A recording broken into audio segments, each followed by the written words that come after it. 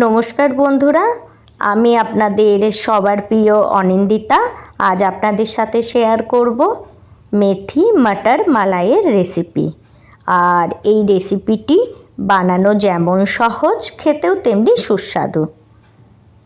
তো চলুন বন্ধুরা, এই টেস্টি আমি রেসিপিটি শুরু করি।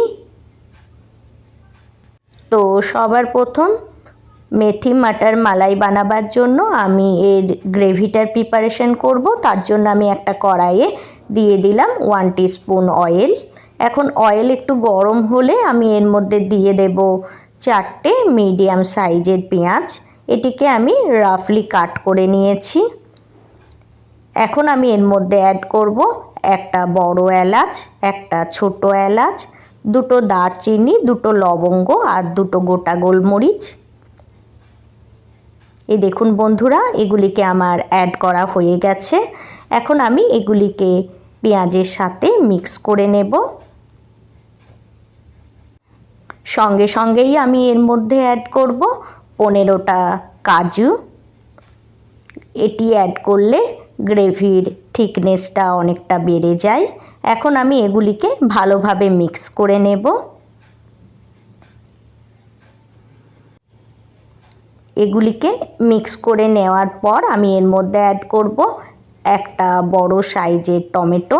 এটিকে আমি রাফলি কাট করে নিয়েছি। আবারও আমি সমস্তগুলিকে মিক্স করে নেব।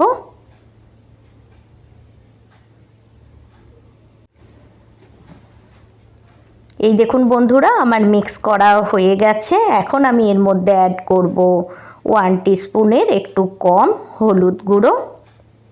হলুদ গুঁড়োটি অ্যাড করার পর আমি এর মধ্যে অ্যাড করব 1 টিস্পুন ধনে গুঁড়ো আর 1 টিস্পুন জিরে গুঁড়ো। এখন আমি এর মধ্যে অ্যাড করব 1/2 টিস্পুনের একটু কম লবণ।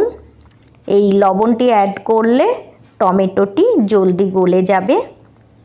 এখন আমি গ্যাসের ফ্লেমটা হাই করে এগুলিকে খুব ভালোভাবে মিক্স করে নেওয়ার পর ফ্রাই করব। বন্ধুরা, আমার চ্যানেলের নতুন বন্ধু হয়ে থাকলে আমার এই রেসিপিটি লাইক করে চ্যানেলটি সাবস্ক্রাইব করার অনুরোধ রইল।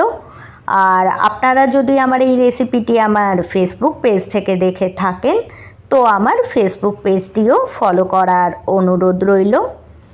এই দেখুন বন্ধুরা, কথা বলতে বলতে এটি আমার খুব ভালোভাবে ফ্রাই হয়ে গেছে। এখন এই পর্যায়ে আমি এর মধ্যে অ্যাড করব 4টে কাঁচা লঙ্কা।